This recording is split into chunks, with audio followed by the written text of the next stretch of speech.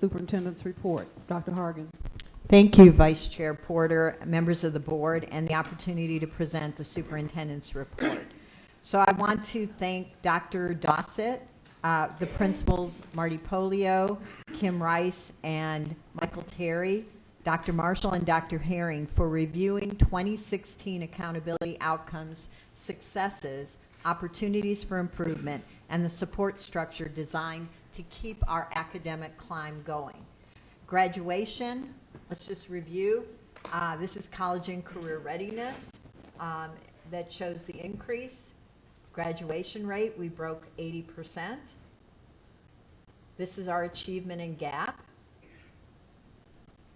This is a summary of how our subgroups have done from 2012 to 2016 and last year.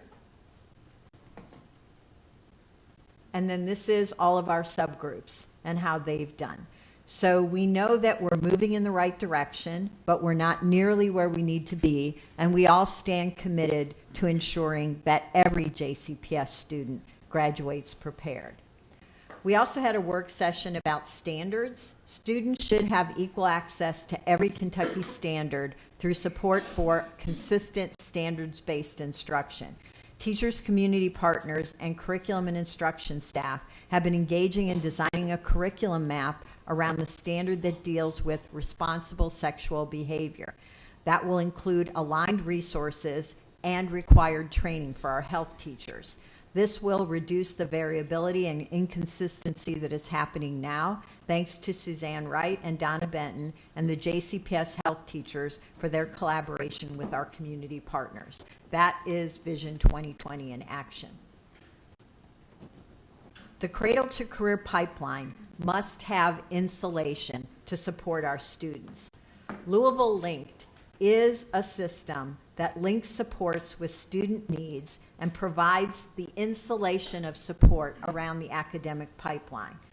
In the latest report, 26,111 links were made through the second pupil month of this school year, serving 153 school sites and 9,163 students.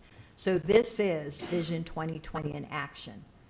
And as promised, I'm bringing you a 90-day report on the JCPS call center known as 313 Help.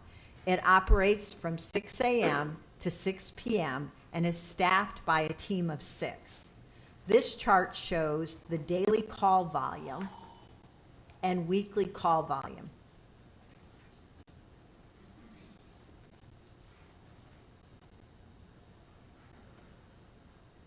The types of calls at the beginning of the year, the types of calls that were leading were transportation and student assignment related.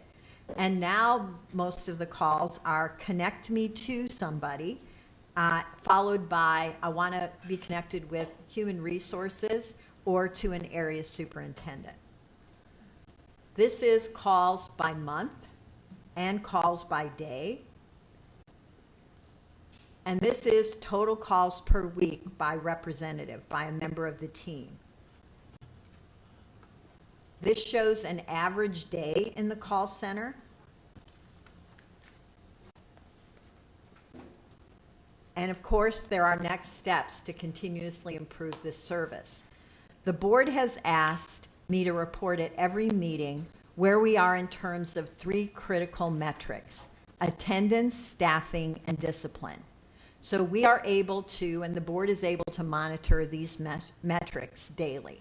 So you can tell that attendance is about the same, and you can also tell that there are more unexcused absences. The middle one is staff attendance, and you can see by the middle chart that we are about the same with staff attendance than we were last time this year. And we've filled 6,652 positions. And through the school year, you can see discipline referrals are up. And we believe that that's partly due to our adherence to and absolute adherence to making sure that everything is reported accurately in Infinite Campus. For example, all bus referrals are entered in Infinite Campus now. They were not at the beginning of last school year.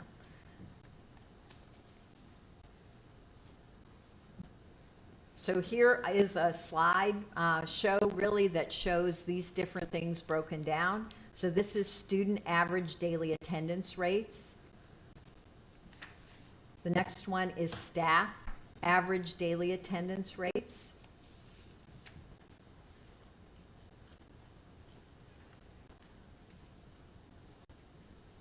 And this is behavior occurrences. So all types of behavior, and again, everything is being entered into the same database into Infinite Campus. So back to the data dashboard, again, the key metrics are staff attendance, student attendance, and total behavioral incidents. So I wanted to make sure that I drill deeper, even though the dashboard isn't ready to do that. I actually get a report every week about how many vacancies we have, and here's a chart that talks about that. So you can see the number of resignations and retirements we've had and transfers. We have had new positions that were added because of the number of students we have. We have 10 vacant positions that have been vacant all year, and we're working on filling. So you can see a total of 67.5 vacancies, certified vacancies.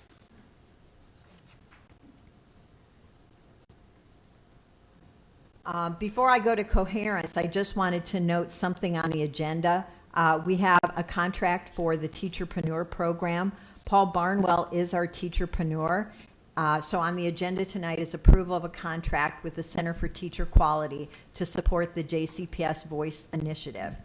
The Teacherpreneur is a specially created position who spends half of his time in the classroom and half time building infrastructure for JCPS Voice, a teacher-led online professional learning network. With support from the Center for Teacher Quality, in 2015-16, last year, JCPS Voice created a pilot initiative wherein 10 teachers were trained to lead online virtual learning communities, or VLCs, creating professional learning opportunities for teachers to interact within and across grade level schools and content areas. This project includes anytime, anywhere learning opportunities, webinars, discussion forums, and interactions with national experts. Offerings have included VLCs in writing instruction, project-based learning, middle school math, serving students with learning differences, and STEAM labs. Thus far, JCPS Voice has engaged 110 JCPS participants in this online learning opportunity, with a goal of reaching 500 participants by the end of this school year. Expansion will continue for 16-17 and beyond, and JCPS Voice has begun offering professional development credit to teachers, which is expected to increase teacher participation. At our last meeting, Dr. Dossett reported that 14 out of our 134 A1 schools fall outside of the diversity index. The question is, short term, how do we support these schools? And long term, how can we develop strategies to get these schools within the board-approved diversity index? We have started, and that's the slide up there, a coherence written by Michael Fullen book study group. Our first meeting was on October 12th from 5 to 7. Members of the group, Dr. Dossett, Brent McKim, Dr. Herring, Tom Hudson, Dr. Powers, myself, Alan Young, Paige Hartstern, Dr. Hartstern, and Bryce Hibbert.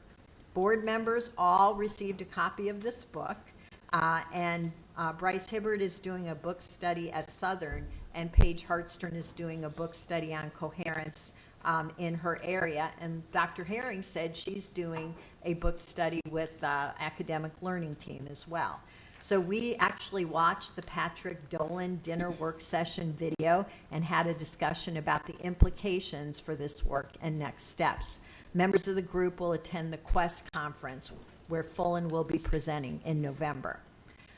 Important to note that the JCPS Showcase of Schools will be held this Friday, October 28th, from 3 to 7 and Saturday, October 29th, from 10 a.m. to 3 p.m. And remember, the location is at the Kentucky Exposition Center this year. Again, Friday evening, Saturday, our showcase of schools. So Vice Chair Porter, I'm recommending for approval the consent agenda, which will come later in your agenda. Thank you, Dr. Harkins. Moving on to, I'm sorry, Dr. Wilner. I just wanted to ask Dr. Harkins a question about the report. And first of all, I really appreciate the data focus of the report, so thank you for that. And it looks like the three big things that you pulled out, the student attendance, staff attendance, those are both holding pretty solid. That's right. What would you like for us to understand about the big increase in behavior incidents?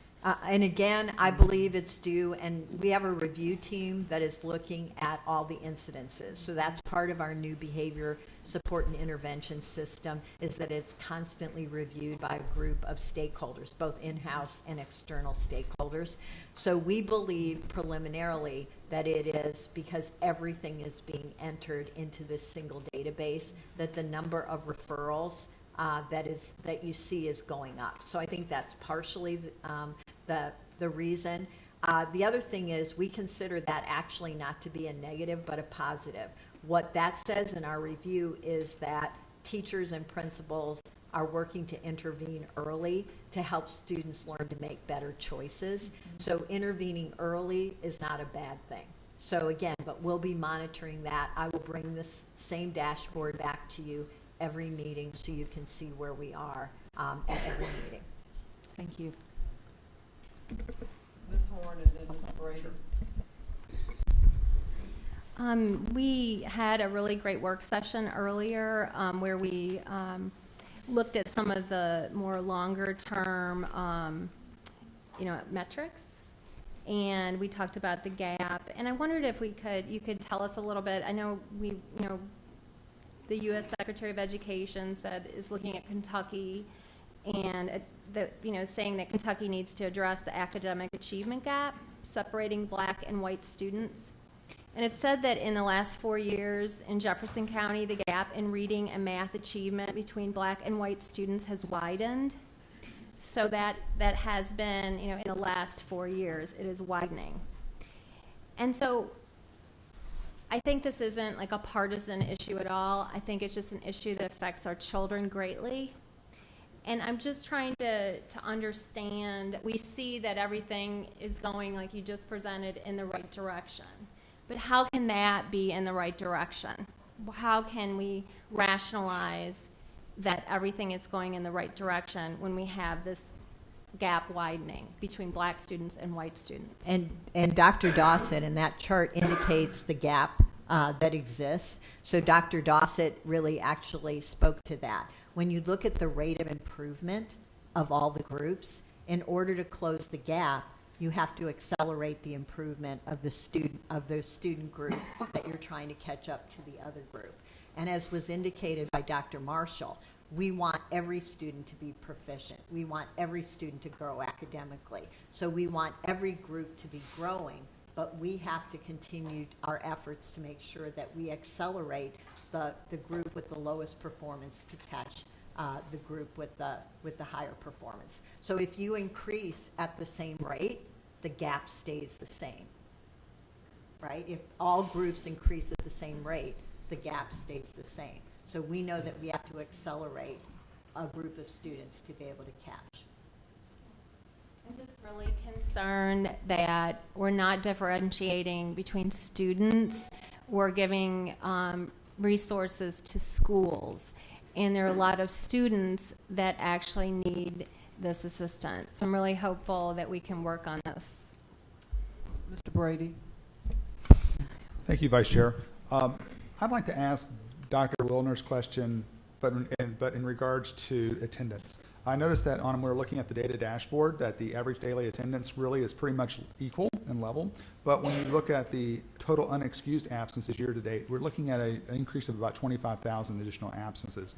I was curious to know as to, one, what the reason of that is, and two, I would expect that things would be not exactly the same with an additional 25,000 year to date, but, or should I not expect that? And I don't know if Dr. Dossett, you can speak to that part of the dashboard. We can take a closer look and get back with you on a more detailed answer. One of the contributing factors might be including out-of-school suspensions and unexcused absences that might not, contribute to that rise. So we'll take a deeper dive and look and see.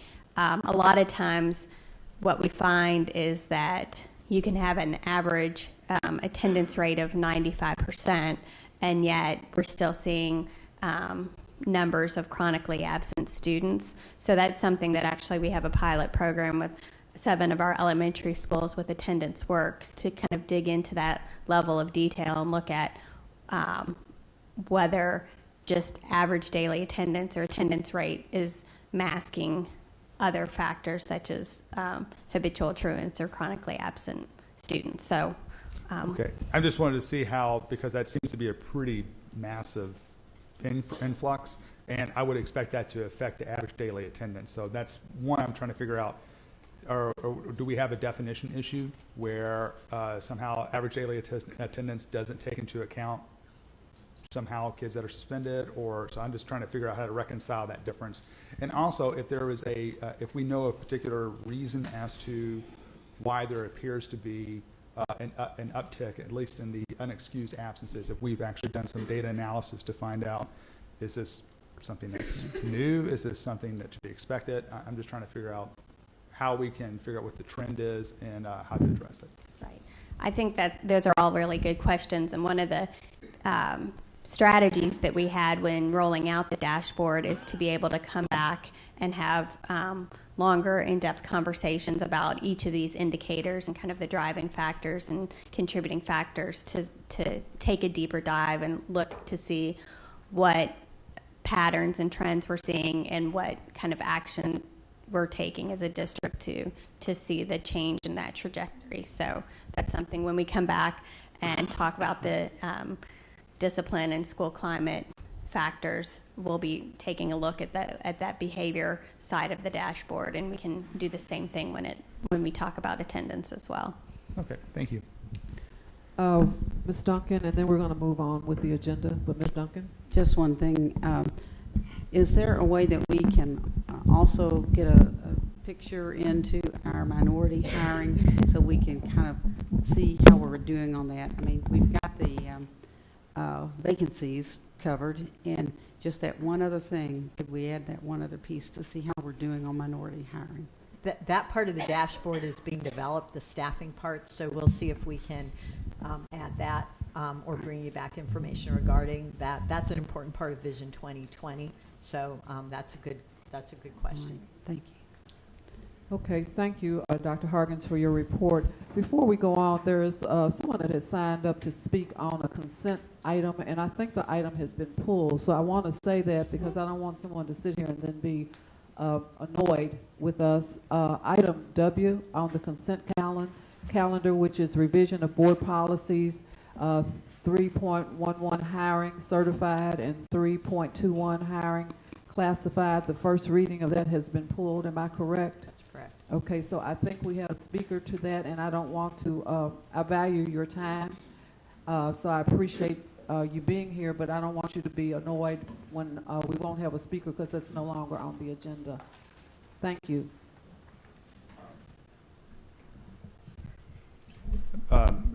Vice Chair, can we I'd like to make a motion to, since this person showed up to discuss this issue, and I know it's a consent item that's no longer been on, that's no longer in a consent calendar, but since this person didn't know that prior to coming here, and they spent their time coming here and spending their, taking the time and effort to I come didn't here. know it before I came here. But Yeah, go ahead. I think so. So yes, me either. So can we go ahead and adjust the, I'd like to make a motion to let this individual speak to this particular item, since when they came here, it was on the consent calendar, and they've had, they made the time and effort to address this board. I will defer to general counsel because I don't want to set up a precedence for something that we will have to live with from this point on. Which is why I Frank, make a would you motion please for that. respond? The agenda's already been approved, so I take it that Board Member Brady's motion is to revisit that topic and to revise the agenda and approve it as revised? No, it is not. Well, I guess it is. My topic would be to keep the existing process for allowing folks to talk to or to address us regarding a consent calendar item. But prior to or after I had already approved the agenda calendar or the agenda for this meeting, then I just now found out that there's a speaker that's going to address it. Had I known that prior to that, I would have made my motion before I had voted to approve the calendar. So I think it's incumbent upon us to, if someone takes the time and effort to address this board, and they get here only to find out that just then that we're withdrawing an item, then we should honor their commitment to time to address us. Understood. I think a motion to, in effect, amend the agenda is an appropriate motion, and it's been made. So if there's a second and a vote, it would be appropriate. So are we amending the agenda to put W back on because W is off of the agenda? I'm confused. No, it's not to. Amending the agenda to allow the speaker to speak out of turn, in effect. That is correct. So Mr. Brady has made a motion. Is there a second? Ms. Wilner, Dr. Wilner, all those in favor, and what, on a restate, would you restate your motion? The motion is to allow this speaker to speak, not to have to wait until the end of the meeting to address the school board, since this person was going to address us regarding this consent calendar item. So my motion is to allow this person to address the board now regarding this one item, and that's it. So we have a motion and a second. All those in favor? All those opposed? Ms. Duncan, where are we? Opposed? Abstain. I'm sorry? Abstain. Abstain. Okay, so we have 5. Can I count? 1, 2, 3, 4, 5, 4, and 1 abstention. Thank you. And I wasn't suggesting that the speaker would have to wait until the end. I was trying to give her the benefit of the doubt to know that it was no longer on the agenda. Yeah, sure. And at that point, she had the option of leaving if she chose to do so. And when we approved the agenda, and I said that W was off, I'm not sure that the speaker understood that the item that she was speaking for was W. So I'm trying to be respectful of everybody's time as we move forward. Having said that, we will move forward with the agenda. Thank you, everyone. We have done the superintendent's report. There are no action items. Information items, there are no speakers on this item, so our information item is to improve communications for public school choice. At this point, Dr. Hargens, would you like to introduce? Yes, Dr. Dossett is going to present this item, Vision 2020. Part of Vision 2020 is ensuring that all families, all students have access to public school choice. So Dr. Dossett is going to update us on where we are in that portion of Vision 2020.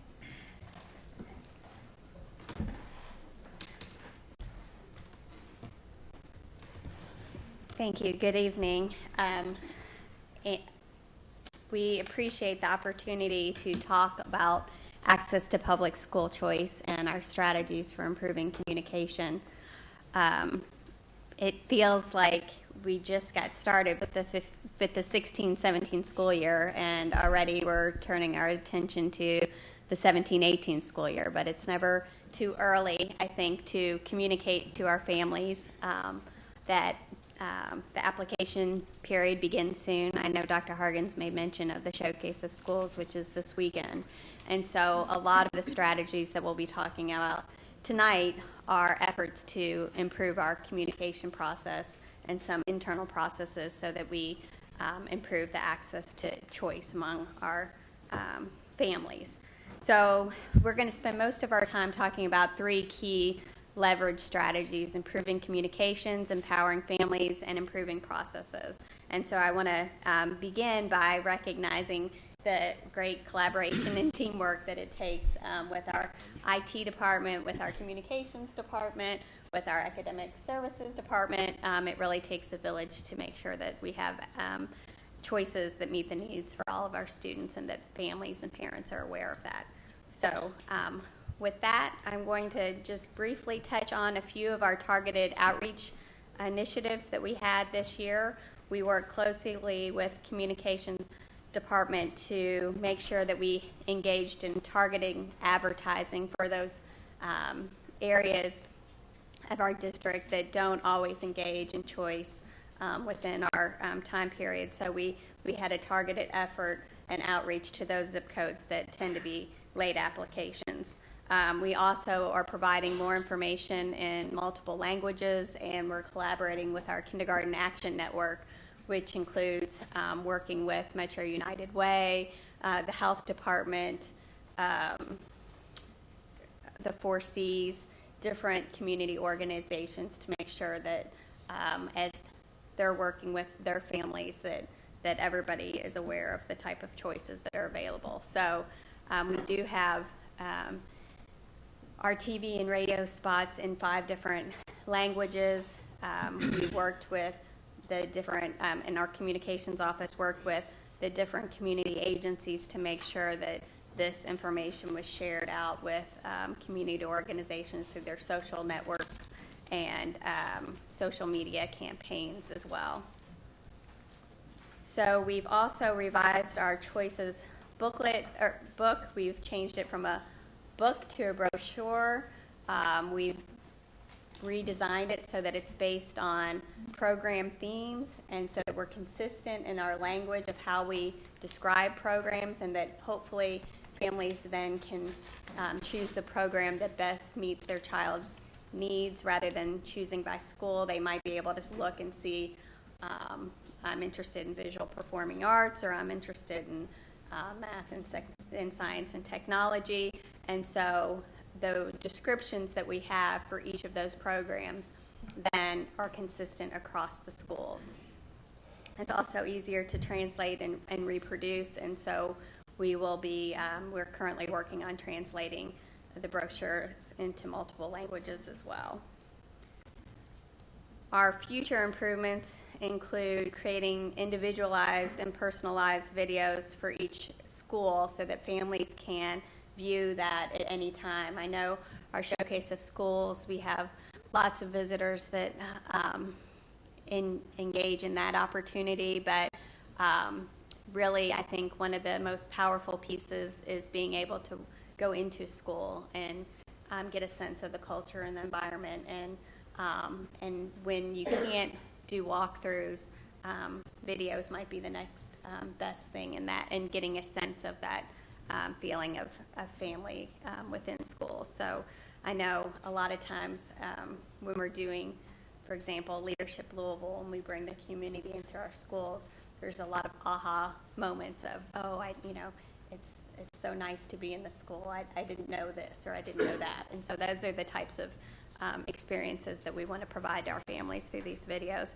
We're also going to be surveying our families who applied but didn't end up choosing or enrolling in JCPS. We want to get a sense for what were any potential barriers.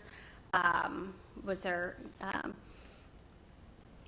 logistics, communication, issues with placement that preventing them from sending their child to JCPS. So we'll be reaching out to those families to see how we can improve our outreach efforts in that regard. And then moving on to empowering families, we have been working very closely with our IT department, and we've been talking about this actually a couple of times. We've talked about this at different work sessions, but we're now at a point where we are rolling out a predictability tool for our elementary cluster choices this year. We have been piloting it in our application center and our registration center at the Land Building, getting parent feedback about what they like about it, what makes sense, what's easy for them to understand about it, what's confusing. And so basically what this allows parents to do is to engage in their choice options and see their likelihood of being placed at that school depending on certain characteristics. So it's a 7-step process where families enter information about their address, when they're going to be submitting an application. So if families know, a lot of times we have families that move into the district during the summer from for job opportunities or other circumstances, and so they miss out on the application period. What this will allow them to do is say, okay, I know I'm going to be moving into Jefferson County in the summer, so what are my likelihood of getting into these schools during that time period?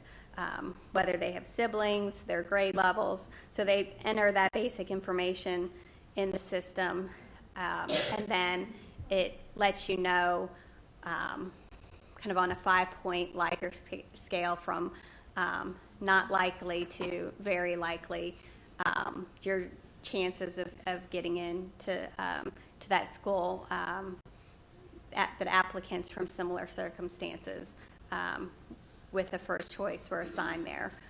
So this is something that you can actually, a parent or a family can go back and say, well, let me change my first choice from this school to that school, or let me see what happens if I apply on time versus not on time. And so a lot of times we hear a conversation about, the idea that parents or families feel like they may waste their choice. And so what we're trying to do is give them more information that they can use. And it took a few years of data in our new cluster configuration to have the analytics by which to do that. So it's hopefully a pretty simple and easy process that our families can get and engage in. If you, off of our main website, if you go to apply, register and apply, new student, it's one of the, it's on the left-hand side on the resource tab. So I click on register and apply, and there it is, 2 clicks away from the home page. So with that, I'm going to turn it over to Barbara to talk a little bit about our improved processes for our magnet applications and in terms of hopefully benefits and advantages that both our families will see and schools will see as well. So when the Magnet Schools of America was here a couple years ago, they looked at our processes and made some recommendations, and one of the recommendations they made was they said, why do parents have to collect academic records from current students and transport them to another school? So we started investigating that, and again, thanks to our partners in the IT department, they managed to help us out and find a solution to that issue. So when parents are going to see the application, which becomes available on Monday, parents of current students will see the question that says, I give permission for my child's information to be provided to the school for which I apply. And that's all they have to do. So they don't have to run and get their counselor to make copies of their records. They don't have to go track down those other things. And when that's done, it does become a step toward more equitable access and eliminating barriers for families. I think you've had the discussion, we've had the discussion that if you work from 7:30 in the morning until 4 o'clock in the afternoon, it's not always possible to get to a school, pick up records, transport them to another school during school hours. It also, sometimes that extra step might be a barrier parents aren't aware of. And so we thought this would be a great way just to eliminate that, that step for them. So we also think that this process will assist schools. That will reduce the volume of paperwork they have to track. It will assist schools in easily tracking the reports that we have available to schools, can help them see who still needs information now. Non-JCPS students do not have this luxury at this time because we don't have access to their information, but for our current students, it will help them.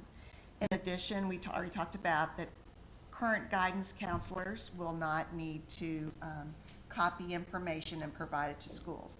When we presented this information to guidance counselors, they were very excited and made a couple of recommendations for us to consider, which IT has already accommodated, and one is a transition tool for 5th and 8th grade counselors so that they can see which of their students have completed the application and help them collect any additional information that may be required. So that was a fairly quick turnaround in getting that response, and the counselors, again, are very appreciative of that.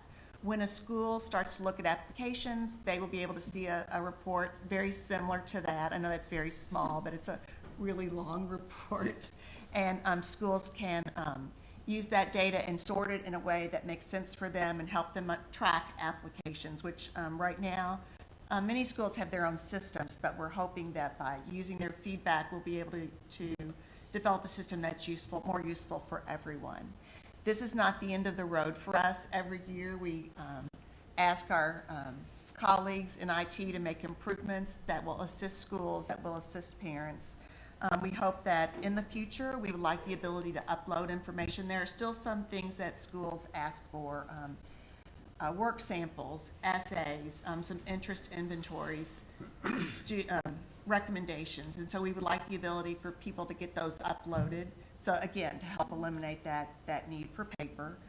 We'd like to, in the future, develop the ability for a parent to be able to track the application, to go back in there and see and say, oh, I didn't get that reference in there, or say to their child, let's look and see, it looks like you're still missing your essay, let's try to get this in here because I want to see that box checked off. And on down the road, we'd like to be able to notify parents electronically of the status of their application. Were they accepted into a program? Were they not accepted into a program? So those are on the horizon for the next couple of years. I met with the IT people again this morning, and we talked about what would be a reasonable timeline to implement those kinds of things with Fidelity. And we'll be happy to answer any questions. Before we open up to questions, Dr. Dawson, would you introduce everyone that's before us